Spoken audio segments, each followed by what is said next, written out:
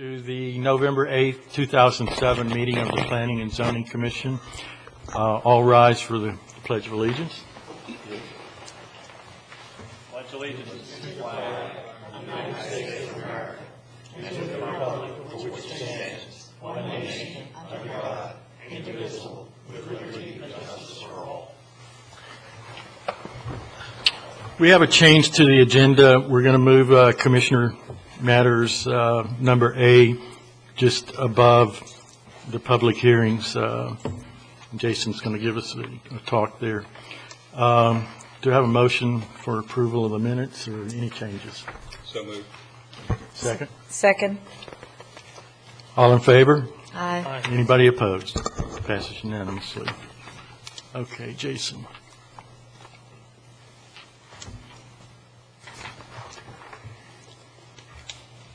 About lowering property taxes. Jason, you're our hero, right? Yes, we're attempting to do that.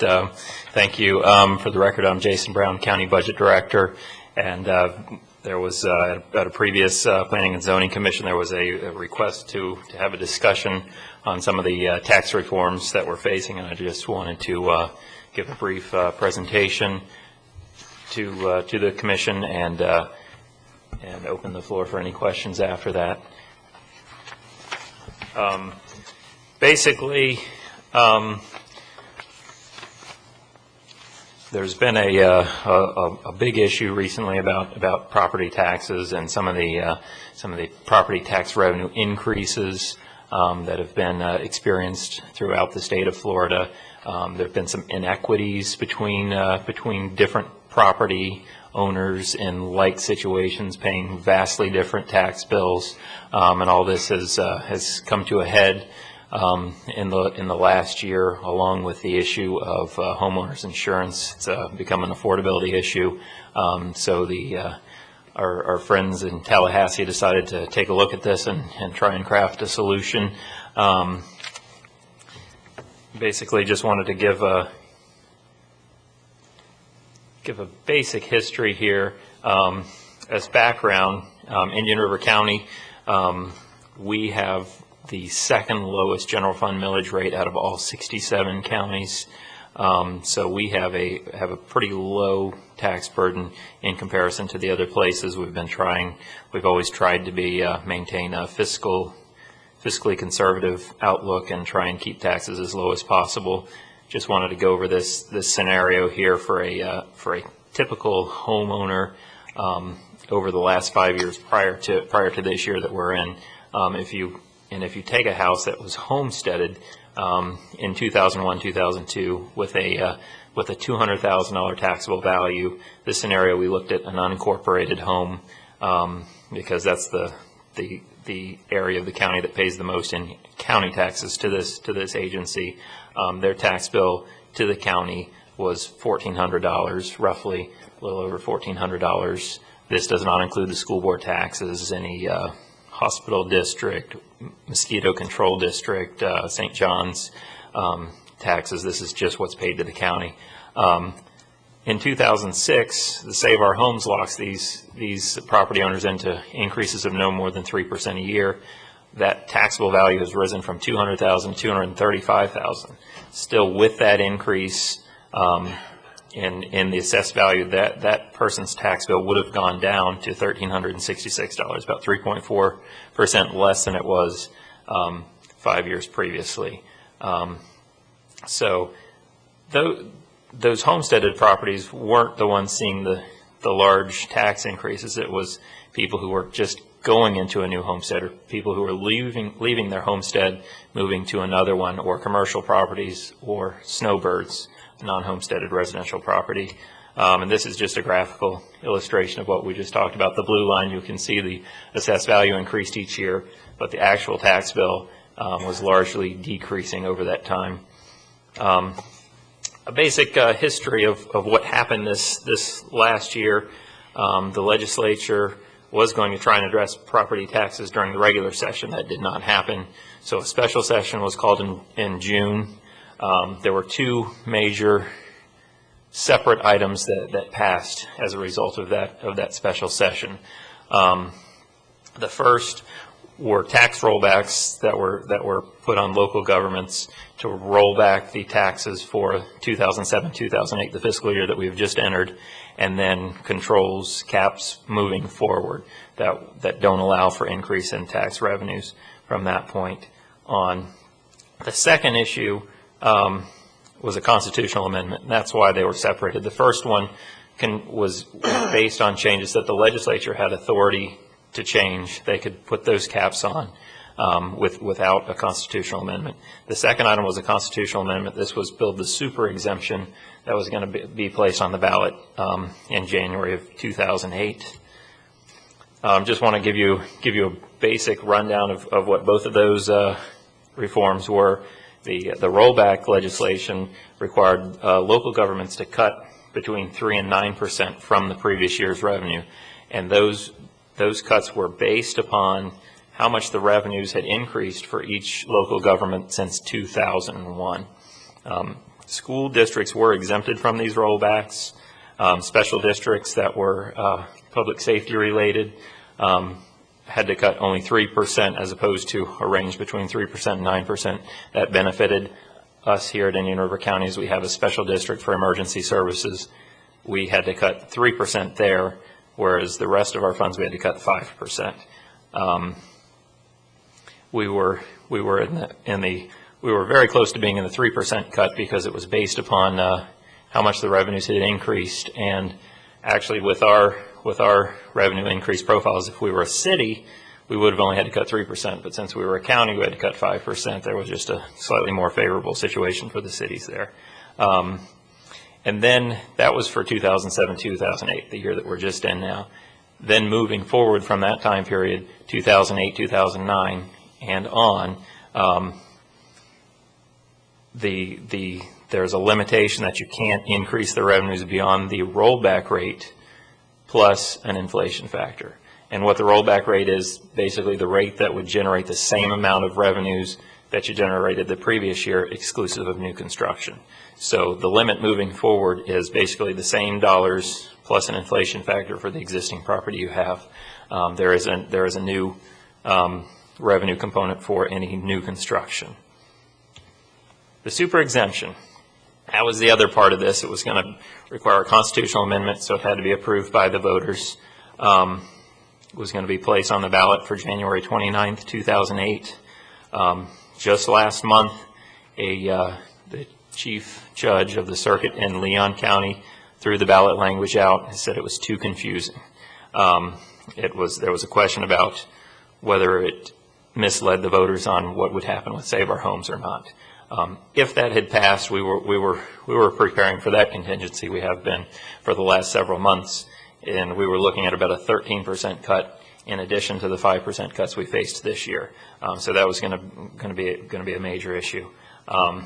After that ruling from the Leon County judge, the legislature called a second special session to deal with property tax reform. And the result of that special session that happened last month was to place a new constitutional amendment on the ballot. And we've received some estimates from the House that show about a 4.5% decrease for Indian River County local governments that are non-school governments. It's kind of the cities and the counties and the special districts all together without the schools. They're estimating a smaller decrease for the schools of about 0.9%. However, if we look at the numbers for Indian River County alone, we're looking at somewhere between 5.6 and a 6.4% reduction for Indian River County, and I'll detail that later. Basically, the new bill that just passed that will go for voter approval in January, the main points are an additional $25,000 homestead exemption on all homesteaded property. That $25,000 exemption will kick in at the $50,000 at the $50,000 market value. So a home has to have a $75,000 value to receive the entire $25,000 benefit. The next item is a portability of Save Our Homes. This is for folks that have been in their homes for some period of time and may have a large differential between their market value and the value that they're being taxed on. For example, someone may be in a home that's got a market value of $500,000, but they're being taxed at $300,000. The difference between those two numbers, the $200,000, they could take with them to another home and keep their taxable value lower, thus reducing the shock of someone moving to a like home and doubling their tax bill. That's the theory of the portability. The next item is a $25,000 exemption of tangible personal property that is levied on commercial property for the equipment and the tools that they have. It's estimated that almost about 10% of all businesses won't have to file that tangible personal property file now because they're under the $25,000 limit. Next is a 10% assessment cap on the non-homesteaded property. Works similar to Save Our Homes. However, the difference is instead of a 3% cap, it's a 10% cap. And as I said, it must be approved by the voters. Just wanted to run down our estimates of what these proposals would cost to Indian River County.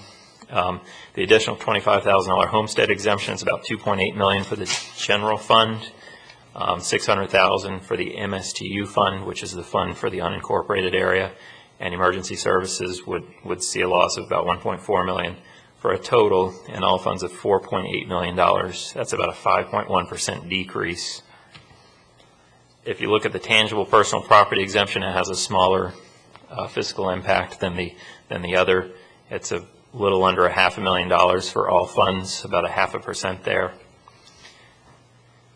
Save Our Homes portability. This one is the most difficult one to estimate. The other two are pretty straightforward. We can estimate those.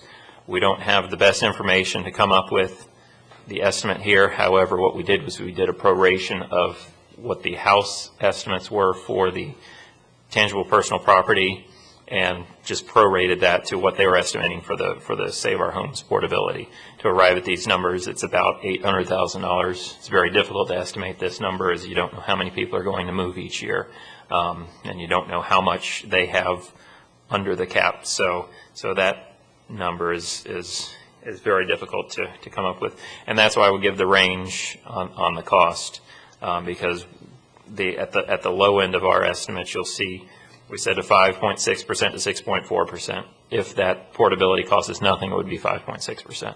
If it's the 0.8%, it brings the total estimated loss to about 6.4%. The next item is the 10% cap on non-homesteaded property. That would have no impact in the upcoming year because that would be the base year. In future years, there could be an impact depending on how much property values increase. That's a very difficult one to estimate also. However, the House estimates that cost at about $1.2 billion statewide for all local governments over a 5-year period.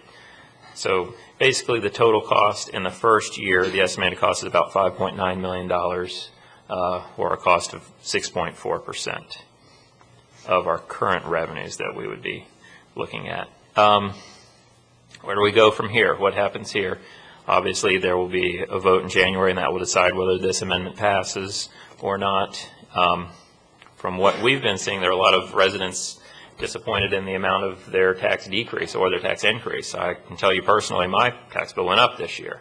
And what we've been seeing is a lot of the homesteaded properties saw an increase because their values went up by the 3% as the recapture, because the true value of their home may have gone down in the last year, but they're still getting that 3% increase. And we've had kind of a reversal of fortune from what had happened the last few years. The snowbirds, the commercial properties were seeing these large increases in taxes while the homesteaders were seeing decreases. So the tables kind of turned a little bit this year, and we think that'll probably happen again next year, in that the homesteaders saw increases this year, and some of the commercial property and the other non-homesteaded property saw some decreases. We expect that to happen to a larger degree next year as the real estate values have shown. There's more evidence to show the decrease in those values. There's been a lot of hand-wringing about the taxes, and there's been an environment that's been created of a need, a call for massive tax decreases, whereas what we see is more inequities. It's not that everybody's taxes are too high, it's that there are people that aren't being treated fairly. And the legislature has the ability to make more cuts at any time. The Speaker of the House was quoted as saying that we need to make more cuts in the next regular session. The super exemption amendment is still kind of out there banging around. We think that's probably done, but just before the end of that special session, the Supreme Court sent out a reminder that, hey, we're still reviewing this issue. So that's kind of an open issue. There's also something called the Taxation and Budget Reform Commission. They meet every 20 years, and they were tasked back a couple of years ago in 2005 and 2006 to look at these issues. They may make some additional recommendations to be placed on the ballot in November of 2008. Still, we're seeing, on top of all this, we're seeing some of the real estate values dropping, obviously, so revenues will probably be going down without any additional cuts imposed by the legislature or added to the Constitution. And likewise, sales taxes and all the other revenues that local government depends on, as well as the state government depends on, are falling right now. You know, one of the questions we have is the timing of these reforms. A lot of this is kind of seems to be ready, aim, fire. We're reacting to some things that have happened in the past, like the 10% cap on non-homesteaded property. That would have benefited that type of property if that was in place in 2001. I don't know, you know, we don't know how soon property will be appreciating at 15%, 20% a year. You know, personally, I don't think it will be next year. How much of a benefit that's going to be to anybody next year, I don't know. And a lot of these, with the fair market, with the free market making these adjustments, it's kind of unwinding some of these inequities right now as we speak, as some of those commercial properties and the non-homesteaded properties will likely be seeing decreases relative to the homesteaded properties in the next year or two. Basically, that's what's happened and where we are and where we could be going. We're concerned about providing services in the midst of, you know, maybe having the legislature come and cut local government budgets almost as a rite of spring. We're concerned about that becoming the norm, and you can't cut and cut and cut. We're looking at a 6.4% cut next year, and that doesn't sound like a lot, but if you add that onto a 5% cut that we just went through, these effects are cumulative, and we need to be able to provide services that our residents expect or would like to see, and so we have a lot of challenges moving forward, trying to be more efficient and keep our costs down and keep taxes down. But at the same time, from a local level, we feel this is almost an issue of the state getting involved in local government operations and limiting us more than is necessary. And at this point, I'd like to open to any questions. Jason, go ahead. Jason, excuse me, Jason. Two things. One, you gave a history of I think am I not on? We're on. We're always on. The question is, can you all stand the radiance? There are two questions. One is, if we you looked at old homeowners and the new homeowners and what happened in their taxes, what would happen to the business graft, the commercial graft in the middle of all of that? Over those last 5 years, Yeah. Would it be closer to the blue line, or? It would be closer to the blue line, probably. Which has been a concern of a lot of business people with all the tax reforms for homeowners, is that we're going to end up paying the price in the business side of the equation.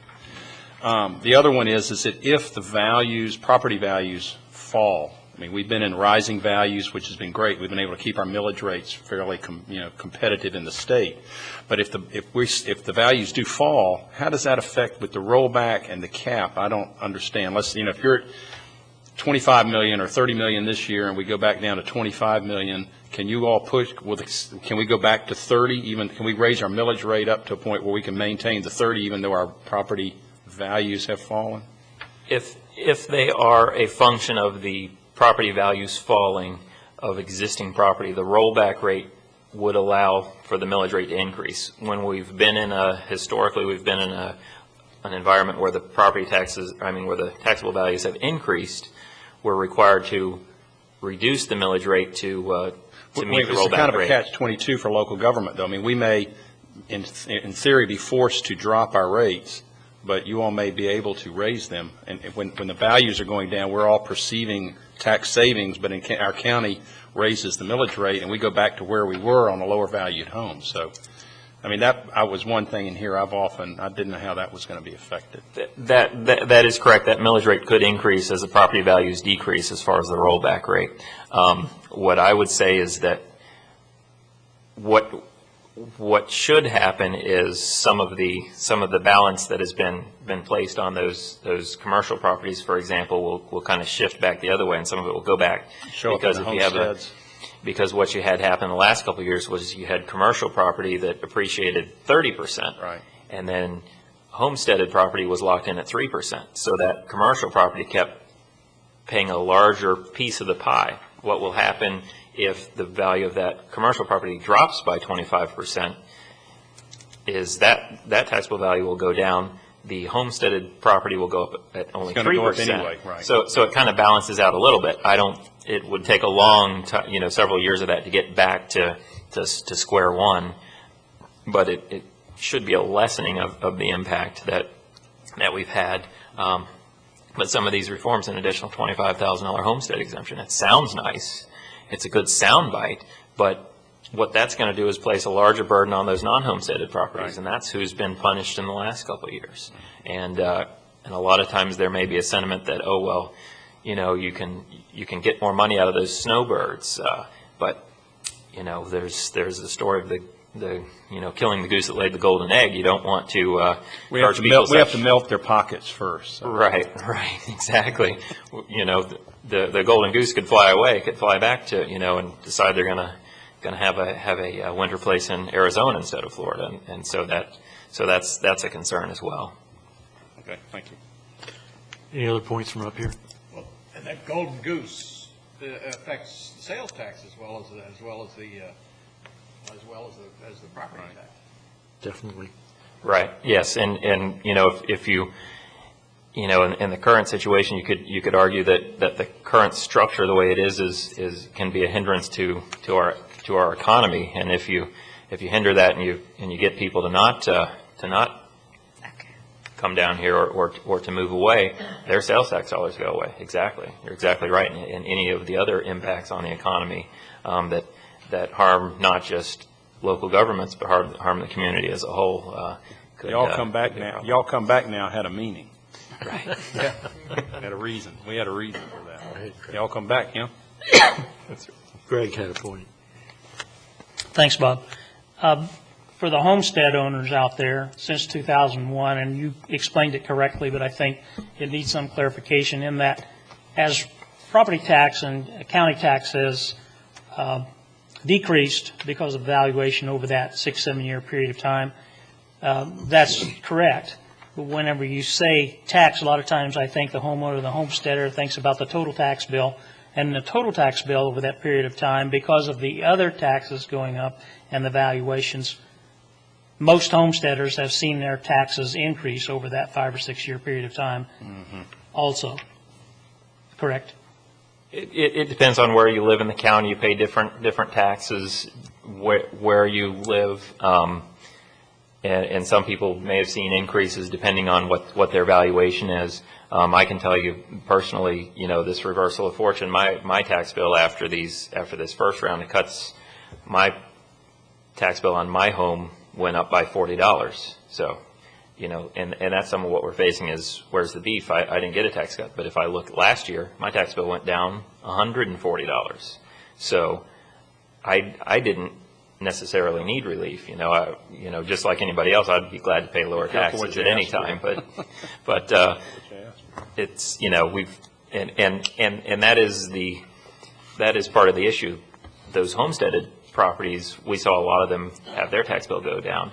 The problem is everybody else's went up to pay for that, because if you imagine everybody in this room has to come together and put a certain amount of money in a pot at the center of the room, say it's $1,000.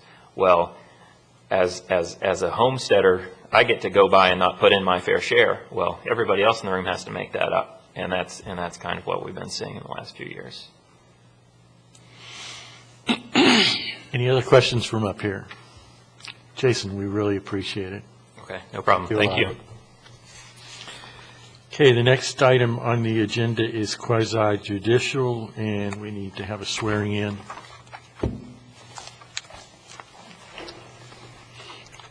Everybody that's going to speak on this next item needs to be sworn in. Do you swear or affirm to tell the truth, the whole truth, and nothing but the truth? Thank you.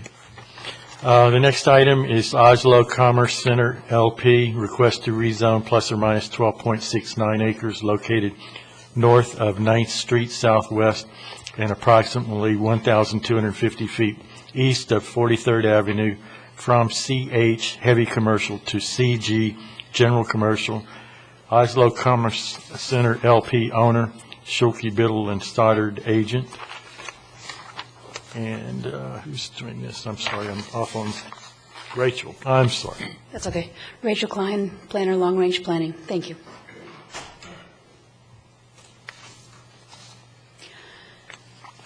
As you said, this rezoning is north of Oslo Road and east of 43rd Avenue. It's a little over 12 acres, and the applicant's looking to go from CH Heavy Commercial to CG. The subject property in the aerial is outlined in orange. The purpose of this rezoning is to allow for development of the site with a use that is allowed under CG zoning and is consistent with the land use designation of CI, Commercial Industrial. For the existing land uses, to the north is RS3, which is the Kinwood Village subdivision. Directly south of that is an existing 50-foot conservation easement that is owned by the county. To the east, in the red, is CH and a contractor's trade building. To the west is CH and CG, which is a contractor building in Groves. And to the south, across Oslo, is also CH, which contains contractor trades building and vacant land. As with this rezoning and all rezonings, staff analyzes concurrency, consistency with the comprehensive plan, the environmental impact, and compatibility with the surrounding uses. With the concurrency review, there was sufficient capacity with all of the related facilities. We checked for transportation, water, wastewater, solid waste, stormwater management, and recreation. At the time of site development, a more detailed concurrency review would be required. For consistency with the comprehensive plan, we did review all the applicable policies. The two most important were 1.15 and 1.16. This request was consistent with the comprehensive plan. As far as environmental impacts, the CH and CG zones have the same impact on the environment, so there are no adverse environmental impacts anticipated. As far as compatibility, to the north, I mentioned it is RS3 with an existing 50-foot conservation easement. The applicant did want to make clear that he had met with the homeowners in Kinwood Village. I provided a letter to all of the commissioners and submitted to the clerk for minutes that at the time of site plan, an additional conservation easement would be considered. This is not part of the rezoning as a requirement, nor can the county enforce it, but the applicant did want it submitted as part of the record. We also wanted to mention as staff that the CG zoning is less intense than the current CH zoning. And of course, the east, south, and west, as existing CH and CG, there are no incompatibilities to change to CG. In conclusion, the requested CG zoning would be compatible with the surrounding uses. It is consistent with the comprehensive plan, met the concurrency test, and there are no additional environmental impacts. So staff does support the request and recommends that the Planning and Zoning Commission recommend to the board to approve this request. Any questions? Thank you. Mr. Chairman, the monitors aren't working down here. Is It's working now. there a reason? I think it's working now. Oh, mine aren't. Hers is These three aren't working. Do we have a technician here? And why don't you just I'll be come- glad to change places with you, Ann, I'll just look. if Why you'd don't like. you just scoot over next to Richard and work there? Are they broken? They may be off. Is there a switch? Good. The mics are both on. Just try the on button. Yeah, I punched all the buttons on that one. Oh, here it is. Hey, thank you. Just didn't punch the buttons. All right, the big red power Thanks. switch. Any questions of Rachel from up here? Okay, this is a public hearing. I'll open the public hearing. Does anybody from the public wish to speak? Go ahead. You need to state your name and address for the record. Yes, sir. Jeff Barquette with Schulke, Biddle, and Stoddard, 1717 Indian River Boulevard. I'm here, of course, with the applicant, Bridgeton Properties, Mr. Dave Sweats, Fretz and Andy Sweats, and Doug Vitunek with Collins Brown Caldwell. And don't really have anything to add, but be happy to answer any questions if anybody has any. Any questions? I think we're okay. Thanks. Anybody else wish to speak? Seeing none, I'll close the public hearing. Do I have a motion? I'd move approval of the staff's recommendation, Mr. Do Chairman. we have a second? Second. All in favor? Aye. Anybody opposed? It passes unanimously. Okay, next item on the agenda is consideration of proposed LDR amendments to Chapter 910, concurrency regulations and allowances for vesting concurrency. And Stan, you're going to do this? Yes, Mr. Chairman. This is a legislative matter, a proposed change to Chapter 910, the land development regulations for concurrency. And I think between the Planning and Zoning Commission and the Board of County Commissioners, you all are pretty well versed in our concurrency requirements, but I do want to present a few things to you about the proposed changes. In 2005 and 2006, we had an extensive review of Chapter 910, actually about a 26-month period, and you all were involved in some of that. There was a traffic consultant that looked at traffic requirements as well as concurrency requirements. We had workshops. You all had some joint workshops with the Board of County Commissioners. We had lawsuits. We had the Professional Services Advisory Committee involved in a long process. But it all ended earlier this year, January 23rd. The board adopted changes, and those are the current regulations that are in place right now. And just to summarize some of the changes that were involved in that, we reformatted and updated some terms and so forth in the ordinance. We added a 7-year vesting for proportionate share in road improvement type of situations that actually kind of incentivizes private sector building of roadways and expansions. We also put in a de minimis exemption that was in the comp plan already and needed to go into 910. We put in a provision that allowed conditional concurrency certificates to be issued with conditions that identified what needed to be done to make capacity work. We put in an application expiration date, 12 months. Fractional trips for single-family impacts were put into the ordinance, and we use that in our current concurrency system. We also gave applicants the option to reduce or modify what they request. If there's not available capacity, they could reduce what they're requesting and invest part of a project if that type of situation arose. And this last one, I just want to kind of emphasize, I know you all discussed it quite a bit, and this is key for smaller projects, the trip assignment thresholds, 8 peak direction trips for impacts on 2-lane roads and 15 for the multi-lane roadways. And a key change to the ordinance. The main reasons or concerns that were driving those changes were, number one, would be speculation of vesting for concurrency and locking out others, especially developers of large projects coming in, vesting for hundreds of units. That was probably the major emphasis throughout the look at the ordinance earlier this year and last year. And also wanted to state that the pending ordinance, the vesting at building permit time only, was actually codified in January, and that is our current regulation. No one can vest earlier and no one can vest later. And that's actually been in effect since October of 2005 in the county. Some things have changed since January of 2007. One is there were some concerns about capacity problem areas, in particular State Road 60. And a few months after January adoption in March, the State Road 60 interest fee and advancing the project for the state to widen State Road 60, those things were adopted and put into place. So the State Road 60 capacity issue out west of 66th Avenue was addressed. The supply was addressed. The capacity was addressed.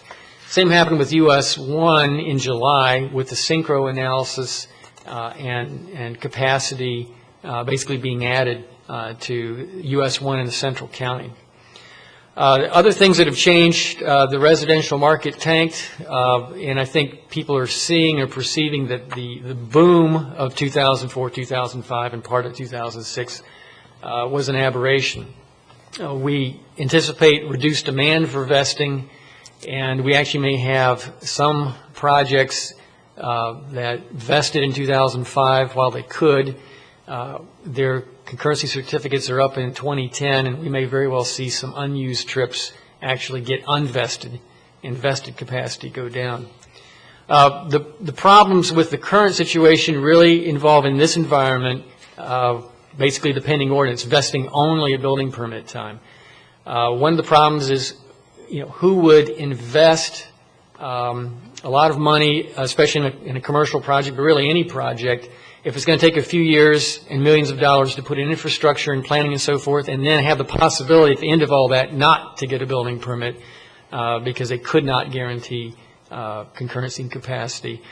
The other problem is really that the county needs to develop a vesting system that all the municipalities and the school district can agree upon and use. There's not only a level playing field, but we have to coordinate, especially with school concurrency coming up.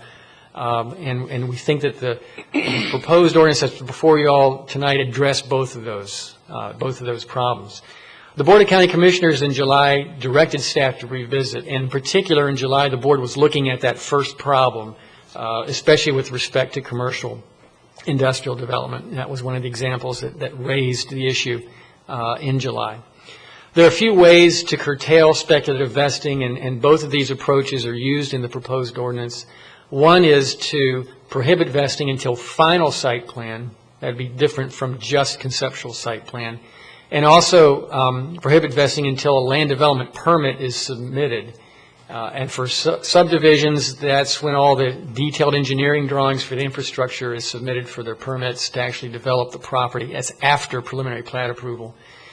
The other is to curtail the amount of time that the vesting is good for, to allow 1 and 3 year vesting, not 5-year vesting, as we've seen some of the larger projects did in 2004 and 2005. We have 2 alternative ordinances in your backup, and we presented these to the Professional Services Advisory Committee. We're presenting them to you all, and we intend to present them to the Board of County Commissioners as well. Alternative 1 is what staff supports, and this would make changes to vesting for all types of development, and I'll show you an alternative 2, really what the differences are between this and alternative 2. But regardless of the type of project, it could be residential, it could be commercial development or industrial development, have vesting at 1 year or 3 years. At 3 years, you'd have to commit to not getting your impact fees back. With the 1 year, you could get it back. With the 3 years, you could not, similar to what we've had in the past. Another change is that owners of non-exempt platted lots could vest permanently. A lot owner could come in, pay his impact fees, and vest permanently that lot. If that lot is not exempt, like some of the existing older lots, that would give owners of lots the ability, if they want, to permanently vest, if they want to put all that money out front. That's not an option, in the code right now, but that's something that we're proposing in both alternatives. One other item that I don't actually have on this slide, but came out of the PSAC meeting, and it's in both alternatives now, and that is to also put in a special notice that that would be probably better notice, picked up more, at least on the first initial transfers of a new lot. And that is to put in a concurrency notice. It's in your ordinance. It would not only be on the plat, but also on an off-plat exhibit, probably a one-page exhibit. And it would be an exhibit to the deed at the first transfer from the developer to a non-developer party. And we think that that would alert lot buyers, at least in the initial transfers, of the concurrency status. They could call the county. They would be put on better notice. That was something that the PSAC really wanted to have added to the ordinance. We actually worked with Warren Dill on the PSAC to come up with the proposed language. So that's in both alternatives. Can you tell me what is a non-exempt platted lot? Yeah. We have existing lots of record that were platted before concurrency regulations were put into effect, pre-1990 lots. Those are exempt. Those are exempt, so there'd be no reason for anybody to come in to pay their impact fees for that.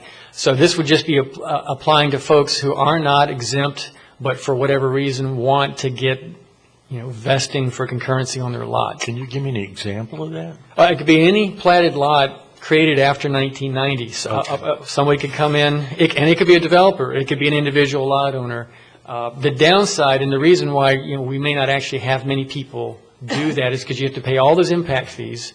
You become a utility customer, and you start paying your monthly base facility charge. So, but it's an option. At least we give an individual, an option to do that. Well, I guess the reason that they would do that is if they saw that impact fees were going up next year and they were going to build, they could come in and save some money?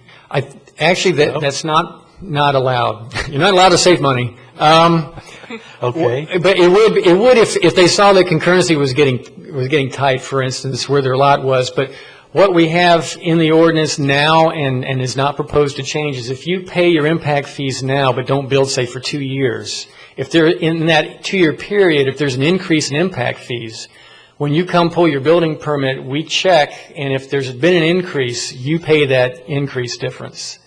And it's the same with the developers who vested 4 years ago. They come in for a building permit, yes, you're vested for this unit, but you're going to have to pay the impact fee increase. Okay. So we stay current that way. Get 'em. This is out of the ordinance. This is a chart that we have that talks about the timing of vesting, and it's in our existing ordinance now, and the changes that we're making, again, is to allow vesting after final site plan approval or upon land development permit submittal. It allows vesting once you know you have a specific project approved and you're far enough into it, but still pretty early on, before you're expending large sums of money on infrastructure and putting improvements into the ground. Alternative 2 that we've developed, and we're not supporting this, but we thought based on the board discussion in July, we should have an alternative like this. And this would be to open up vesting allowances like an alternative 1, but limit it to certain types of development, not all development. Non-residential projects for commercial, industrial, and economic development reasons, mixed-use T&Ds, and affordable or workforce housing. These are actually types of projects that, in some sense, the comp plan or the LDRs actually encourage to some degree. So this would be the targeted projects approach. Again, we're not supporting it, but there would be a rationale for this type of alternative. And in all other respects, this is the same as alternative 1. And staff's recommendation is that the Planning and Zoning Commission recommend that the board adopt the alternative 1 ordinance, and that's also the recommendation of the PSAC, again, with that added special notice provision that I had described a little bit earlier. Be glad to try to answer any questions that you might have. Good. Donna has a question here. The wording on submittal says you cannot vest until submittal of a complete land development permit application. Is there any reason you don't have that worded as that it must be paid at issuance? of the land development permit instead of submittal of the application? Right. Those would be two different points in time, you're right. One would be when you actually get your land development permit, which could be several months after you submit it, or at the time of land development permit. And really what we wanted to do is if concurrency ever became a problem, we didn't want the review of the land development permit to be a variable that now, I wasn't able to vest because staff didn't get their comments back in time, or I tried to get through the process, but I was held up by a jurisdictional agency permit. In other words, there's so many variables that could happen during the land development permit review process, especially other jurisdictional agency permits. We wanted to tie it to a point in time where there was, a lot of work had been done on the engineering drawings, and it wasn't up to, trying to rush through the land development permit process so that I could hurry up and invest. We did not want to get in that situation. Okay, that's a pretty good answer for that. In the beginning, it says that said vesting shall be allowed for a period of 7 years. I thought you said there was the option of the 3-year and the 5-year, but now there's a 1-year and a 3-year. Where's the 7-year come in? Right. The 7-year is in the current ordinance, and it's one of the things that was added in January. And we went all the way out to 7-year for prop share situations where someone's paying over and above impact fees to advance a road project. And also 7 years is also in the ordinance now if a developer goes out and does a major roadway expansion project. We wanted to allow an incentive where you've got projects that are actually committing kind of over and above or special money to get road projects done. It's kind of a trade-off for getting that capacity. Okay, so that 7 years only for prop share. Prop share and if you're doing a major roadway project, correct. And that's already in the current ordinance now. Okay.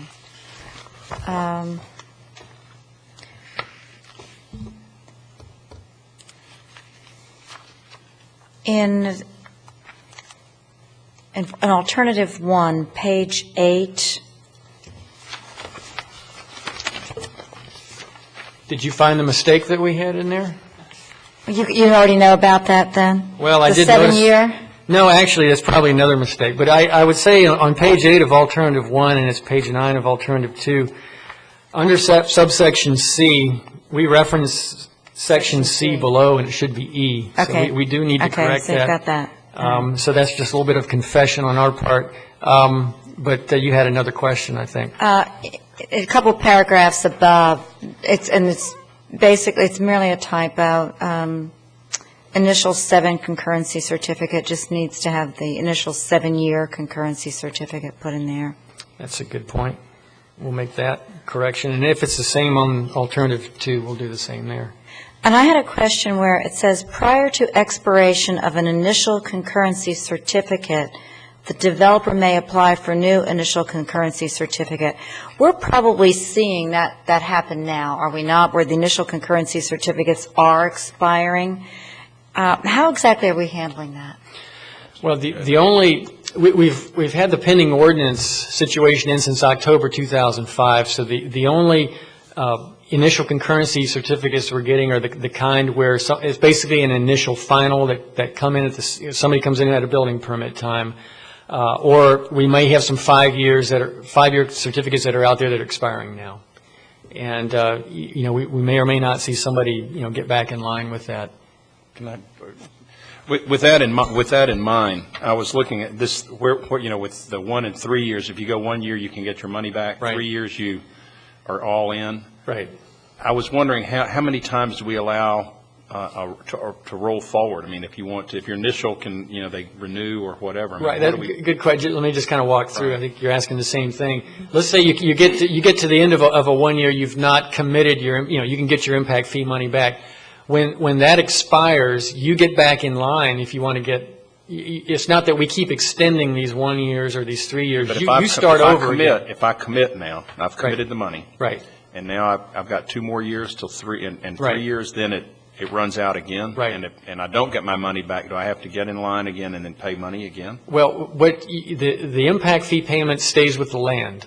So that you would get impact fee credit if you were to ever develop that property again in the future. But you would get back in line for another concurrency certificate It's application. not really more money, but it's the time frame of getting back in line. Right. To go through the vesting process. Right. Let's say a concurrency certificate initial expires, then those vested trips go back into the system and you reapply.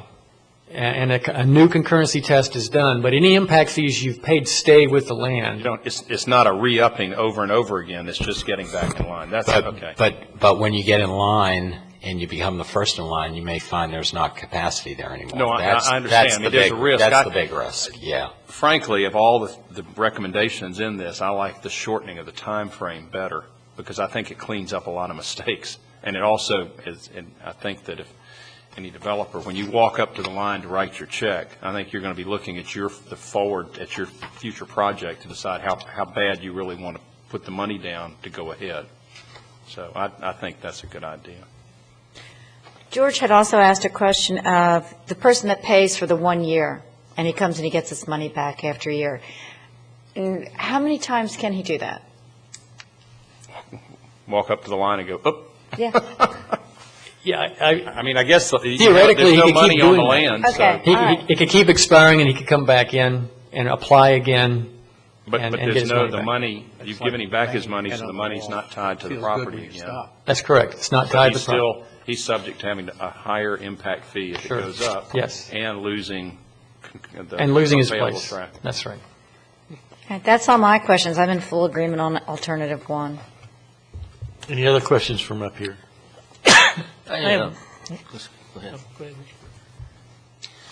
one, just a point of interest. If a governmental entity purchases a property that is a platted subdivision, in effect, and then at some point in time decides that they don't want the property anymore, they sell it, how are those lots affected by? If the first factor, and I'm thinking of one theoretical example myself, where lots were platted before 1990, so if those lots are still lots of record, they're exempt. Thank you. Richard? How does this affect the intersections that are a problem in the county, like Route 60 and 58 and 512 and Yeah, good point. 510 and 66?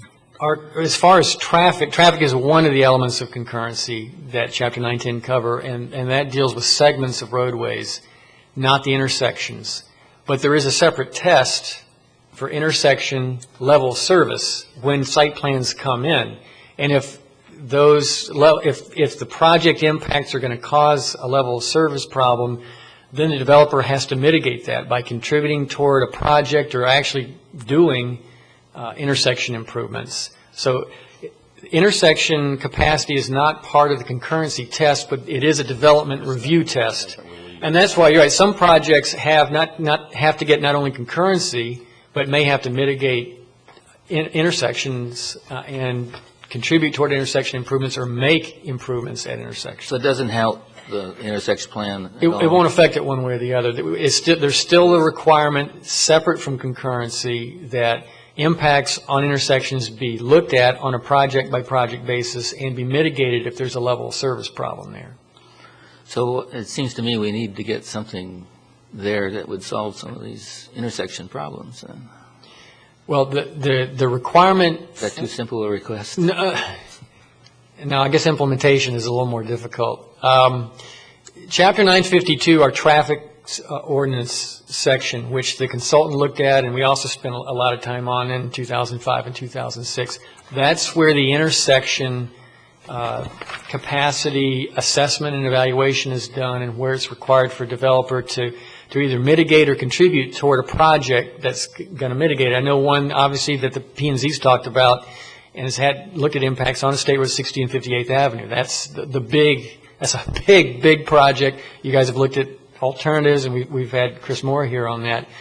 That situation is, there's a project in place that's going forward and being designed and right-of-ways being acquired that will occur. And at this point in time, developers are able to contribute toward that project and meet our 952 requirement that they contribute to mitigate impacts on that intersection.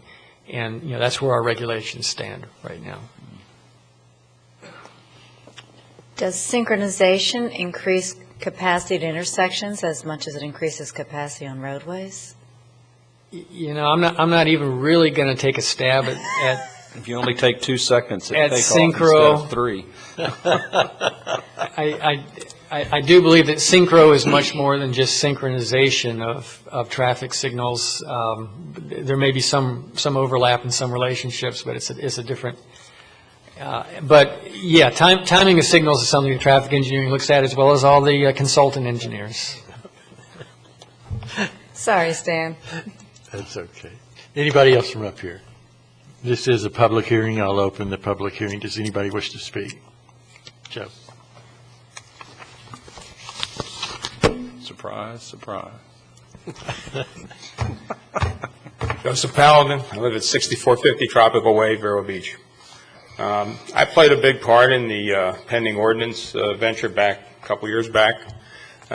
This is different times now than then, and I think that the changes that the staff has made and where they've come to at this point, I fully support the alternative number 1, and I think they've done an excellent job to get to this point. And as far as the synchronization question, you can't just give a blanket answer that synchronization is going to give more capacity to an intersection. And you can't just say that widening a road is going to give more capacity to a road. If you widen a road and you stop and think about it, with synchronization, it would take longer for traffic to cross that path and longer for pedestrians to walk across that path. So sometime by just widening a road, you're not adding capacity. It's more complicated than that. But synchronization generally is an advanced process, and it will give you more capacity. Thank you. Thank you, Joe. Anybody else from the public wish to speak? Seeing none, I'll close the public hearing. Do I have a motion? Move the adoption. Second. All in favor? Alternative 1. Alternative 1, okay. George Lawrence and George Hamner. Okay, all in favor? Aye. Anybody opposed? Passes unanimously. And the next item on the agenda is Commissioners' Matters. Does anybody have anything that they wish to bring up? I'd like to, we talked about agriculture inside the urban service area, Mr. Keating, and you were citing a few cases that maybe Adair is the only one. I was wondering if you could provide us with the ag parcels that are within the urban service area and tell us the number and where they're located and the acreage involved at the next meeting or something. Yeah, I think we can generate a GIS map. Great. I think what just, not to mislead you, is I keep saying Bob Adair is one of the few people that's seriously pursuing ag. There's a lot of ag that's occurring. A lot of it's cattle, and cattle is profitable right now, and that's part of the reason it's being done in small parcels. But Bob is trying to stay. He would like Sean Sexton wanted to stay in the business probably longer than some other people might. And Dr. Baker, I think what you want are parcels that are actually in agricultural use in the urban service area, right? Well, I think all that's zoned ag. You could tell us what's in use and what isn't. I guess the tax. There's a lot of ag. Whatever is on the tax rolls, I guess that's what I'm asking about. All right. I mean, if they're claiming it's agriculture, then it should be ag, right? I don't know for us to determine whether it's being used or not. And ag is. I really wasn't planning that. So, well, for it to be ag, it has to be maintained as agriculture. They've got to be doing it. I would think so. I think that's why you see many times fences and barbed wire going up now. Right. A lot of to keep cattle. the oranges in. Well, that's why I think we'd like to see all the ag that we do have. You know, that's the tax. Okay, something that has an ag exemption. Yeah, isn't there a difference between ag zoning and ag exemption? Yes. So, Whatever's greater. And you might give us a difference. It shows the difference if there is. Okay, I'll get something for the next meeting. Thank you. any other items? I had just one more comment. Okay, go And ahead. that would be on the 510 US 1 development there, that big one, on the east side, southeast side, which is kind of an eyesore. WCI. Do we have sort of phase development procedures going on? I mean, if that development like that would have done in a phase, it wouldn't be quite so bad to see just that barren land for I don't know how many more years. Yeah, good point. In fact, actually, I think at your next meeting in December, I know that P&S Properties, Jerry Swanson's looking at coming in possibly with some of the commercial part of that, which is right along 510. But it is a large project. It's a large piece of land, and like most other large projects a few years ago, it was all cleared, and a lot of the infrastructure has actually been put in for it. We've done periodic inspection. One of our main concerns right now is erosion control, and the engineering department's been inspecting it, and we've been getting some cooperation from WCI, and they do have some more ground cover work to do out there. But I think it's very likely that, you may see, partially built roads out there for however long. And let me make a point. This is a piece of property that had an abandoned grove with dead trees on it before. Actually, the Citrus League has asked us if we could be proactive to getting those types of sites cleared. And I think Mr. Hamner may want to weigh in on this, because those are actually, those are actually, this was actually worse before it was cleared than after. Well, I agree that the trees should be cleared. I'm not arguing that. And I think that should be done throughout the whole county.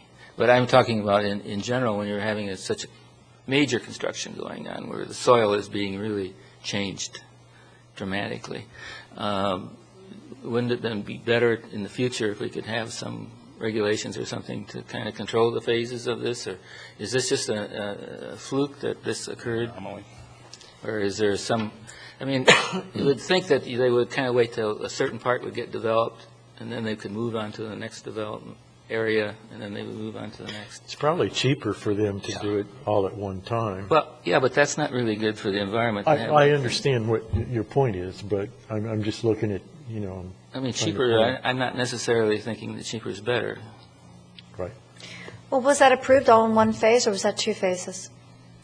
Well, there were multiple phases in terms of, first of all, there was one overall approval for the conceptual plan that you all saw.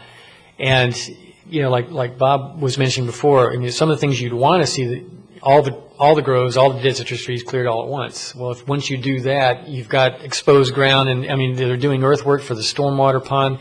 We wanted a lot of the road system that was on the west side and the north side go in all at once, go in up front, because that was one of the alternate routes, back behind US 1 and 510 intersections. So, there were some advantages to that, but I think economics is probably is the big reason.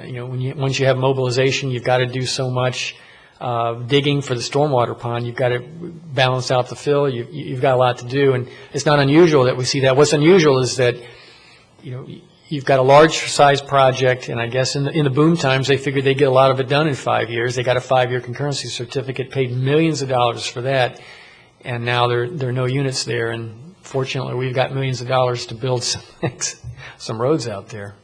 I don't know that you'll get a repeat of that anytime soon, but it could be possible, and I would think it's possible. I would think it would be to our advantage to the county not to have something like that in the future. Is WCI still involved in that? I thought they kind of backed out, and somebody else owned the land or something. Yeah, there's a corporation out of Texas that owns it. I can't remember. IHP. Yeah, I think IHP. Yeah, they own it, except P&S Properties does own the commercial part. Right. But hopefully we will see a site plan, see a development project in at your next meeting that will get part of the project developed. Right. Anybody else? When those properties are abandoned, in effect, many times, and is there a code requirement that the grasses and weeds and things be cut a couple of times a year to reduce the chance of fire sweeping across it? Actually, we may be talking to you about nuisances and grasses at your next meeting. We will. We are. Is that going to be around multifamily or everything? That's one of the proposed changes. We currently have a public nuisance ordinance, but currently it applies only to subdivisions where at least 50% of the houses are built. So at your next meeting, we'll probably be, we will be considering several changes to that. 50% are built, and then what's the requirement? The requirement is that grass can't be any higher than 18 inches on the lots there. Now, you think of a development site, a large development site that's abandoned, essentially, and we've got kind of a delicate balancing act here. On the one hand, we want ground cover because we don't want dust, we don't want erosion. We also want ground cover that you don't need to water, that can sustain itself, that's going to be weeds, but or some scientific, some Latin name for the weeds. But it's going to be there. We don't want to have to water it. We don't have to. So, I mean, if that's what we're going to get to control erosion and for it to be sustainable and not have to water it and use our water resources for it, we're going to have, weeds more than 12 inches high, I would bet, on abandoned construction sites, but that's better than some of the other alternatives, probably.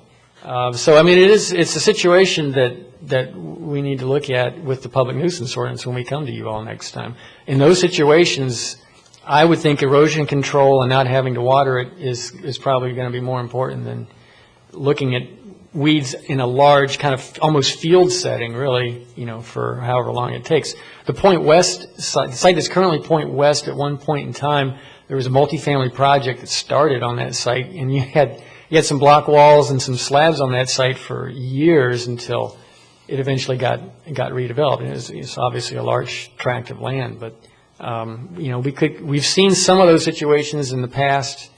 Florida sees them every 30 years, it seems like, and you may see a few more coming up. I guess it's just a matter of care on the part of a developer sometime, but when you go south on 27th Avenue, you get near the county line, you get two large developments down there. The guys on the east side of 27th maintain their berms, and everything looks nice most of the time. You don't have to worry about rats running out in the road. The guys on the west, the berm looks like something torched. Yeah. I don't understand what the difference is in that requirement. I guess it's just whether they want to maintain it or not. Yeah, are you talking about the berm or the landscape strip that's north at 21st on the west side, or is it what's south? It's south of it. Yeah, south of 20. Yeah, and that's not completed yet, right? Are you going to address on the east side either? But they maintain it. I don't understand the difference. I guess it's just one wants to maintain it and look nice, and the other, there's no requirement that they maintain it. The developer. Are there any regulations that require that the developer maintain the berm? Yes, and I think the difference there in those two projects is one element of one of the projects is further along than the other one. So they're at a situation where they've finished, it's been signed off on, and they have a certain maintenance standard that they're Do we have a code enforcement issue on the one south? Not that I'm aware of. I know they had to come in and they've gotten inspection north of 21st Street Southwest. This is Millstone on the west side. And that buffer, actually they've had to come in and augment. We haven't had a maintenance problem so much as augmenting some of the species that had died off. But south of 21st Street Southwest, I don't think that has been finalized or signed off on, and that may be the difference that you're seeing there. So we'll probably see code enforcement issues after the proposed changes coming forward. Well, the public nuisance ordinance that you all will see next time, one of the issues is the basic premise is to apply to multifamily projects what now applies to subdivisions.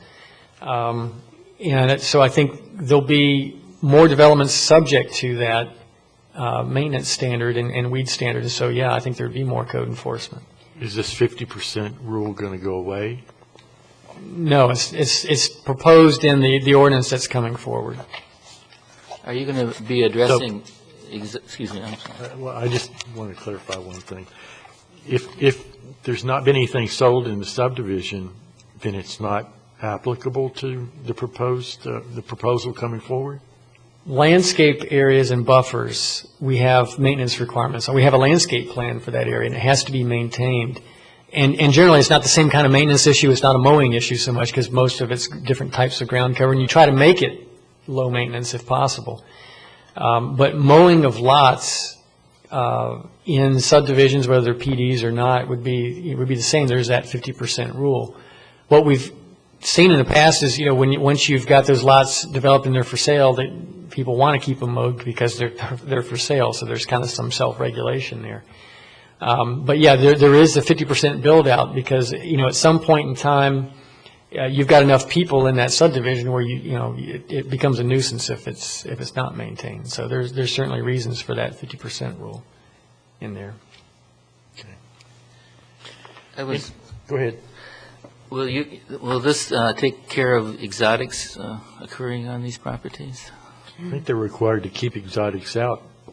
Well, it's true that for a development project, nuisance exotics have to be removed, and that's usually done up front. But that can be a recurring issue in landscape tracts and common areas.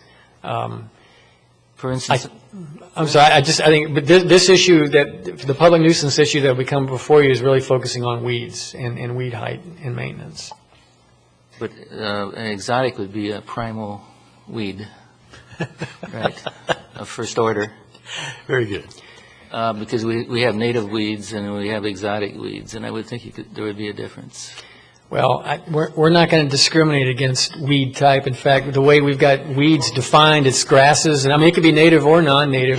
The key is it's an aesthetic issue, but it's also kind of a harboring pests issue and so forth, regardless of what the species is. So that's. This is the Dr. Baker that was differentiating between palm trees. So you've got to be careful. And there are differences, I understand, but the reason for the ordinance in the first place is not to harbor pests and really for aesthetics, but also taking into account the fact that we live in a subtropical climate and grasses and weeds can grow pretty fast. What about like out in that Ag PD that we did? It was a golf course. The one on the edge next to Quail Valley. Yeah, the Quail Valley thing. Now, say that falls through and, just gets abandoned. Is this going to protect that area too?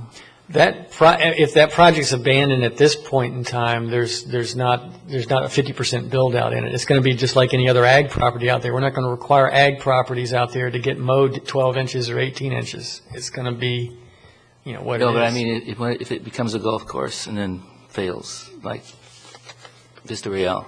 Right. Yeah. If it were to develop and become and have 50% of the homes around it or whatever developed and so forth, under the proposed ordinance, the weed maintenance would apply. And again, these are things that we're going to present and go over at the next meeting. And I think that's the danger of having an ag PD out there like that with a golf course, which is really not ag. I agree. I think we should have revisited that. Dan didn't support that to begin with. I do have a question now, and I want to go back to what Dr. Baker originally started with. I understand that this landscape ordinance, it sounds to me like what we're going to be doing is we're going to be looking at developments that are 50% built out, and we're going to say cut your weeds to 12 or 18 inches. Okay? Now, we still have skirted the issue about the WCI project on the southeast corner of US 1 and 510. We still have no relief for the people in that area or other neighborhoods where they've gone through, they've taken everything out, and they've put nothing back. What remedy do we have for that situation? Well, it's a question of really, I think, what can you do? How far can you go? Is the county going to get into the field mowing business? Are we going to, it's the same issue you have when you've got agricultural tracts next to residential. We have situations where dead trees aren't real pretty. Weeds and vegetation grow. Yeah, and like I said, those are dead citrus trees that the Citrus League has suggested that we really become proactive in getting these off. And if we do it, I guess the question is, what kind of ground cover goes on What cleared do you want groves? an abandoned project to look like? Which is kind of Well, tough I because think they they quit still because they have- ran out of money. Well, I understand that, but I think they still have the big mounds of dirt. I have not looked at this project Yeah, in a they while. do, yeah. There's a big mound, several hundred feet into the project, mostly toward the south side. It's just off of yours. Is the 50% going to be discussable? Well, actually, we're discussing it now, but we're really going to discuss it next time, and yes, it's discussable. It's a public hearing on, and actually, I just got to tell you, just kind of as a teaser for your interest next time, I mean, George is really the author. He's the craftsman, the wordsmith for the changes that are proposed. So there will be no adjusting my ordinance. Thank you, George. Well, I think this is going to be a Georges are like subject. that. I think, what are our options? Well, not to steal thunder from next week, but let me just make a little transition from Jason Brown's presentation, where, and we said this at the quality workshop, I'm sorry, Don, you probably hear me say this every few months. We're in an environment where we're going to have fewer resources. The county is going to have fewer resources. We're going to have to prioritize what we're going to spend money on. And if we get into the lawn mowing business, I mean, I'm just saying, I think we're going to have to really prioritize. And that includes what issues are the most important and what ones we need to address. So I'm just saying we need to keep that in mind when we're looking at what situations are we going to try to, enforce and control. And where we've had the problems in the past is mostly build out single-family subdivisions. And when they get to a certain point, we have this weed control ordinance, and now we're looking at applying that to multifamily. But, when we've got abandoned projects, like I said, is it enough just to have erosion control? Maybe we want weeds all over that site for erosion control purposes and leave it at that and then let it get developed I think at some point in the future. I think it really depends on the weeds, because you don't want these acres and acres of exotics like peppers and things coming in there. I mean, I just don't. At least we got to change it for the future, so that none of this disastrous thing that's happened to our environment is going to continue. I mean, we've got to stop it from happening. I mean, this is totally ridiculous to have. If you have a large-scale developer that completes 50% of their build-out, I don't see why they can't maintain the rest of that property in a presentable manner. I don't mean pristine or, landscape to the at a top line, but still to just allow the other 50% to grow out of control, and I don't see why that would be a imposition on that developer to maintain it in some presentable manner. Now that I've heard all this testimony, I'll sure to take this in consideration when we bring it up next month, I promise. Get your words right the first time, right? Yes, exactly. Well, Stan brought up a very good point that we are going to have to prioritize where our monies go because there's going to be less, which is one reason why we need to go back and establish some kind of rules so that the property owner has got to take some responsibility for this and not the taxpayers. I was kind of liking them mowing I've taken over the mowing myself. I've got there some groves. We just as soon relinquish the responsibility. Well, but that's exactly where I want to go back to, making the property owner responsible and not the taxpayers. And how do we do that? Well, do it. We discuss it next meeting. Okay. All right. I think that's Good night. Okay. Any other matters from up here? You finished there? I have a few actually to update you. In your packet, we included two items that were going to the board this last Tuesday. One of them they reviewed and they approved, and that was your recommendation on the state going to the legislative delegation and asking the state to develop a policy when they're disposing of conservation lands. And so they approved your recommendation basically and directed the county attorney's office to draft a resolution for them. The connectivity item that we were reporting back to the board on, because Commissioner Wheeler wasn't at this last Tuesday's meeting, he's been very interested in that, and he's not going to be at the meeting next Tuesday. We're going to present that to the board and have that discussed at their December 4th meeting. So just to give you all an update on that. Also, the board did approve the mining LDRs that you all had recommended. I had mentioned that, I think, before. And the moratorium on mining that the board wants to consider has to go through the Planning and Zoning Commission. So you all will actually see the moratorium ordinance brought to you at your next meeting in December.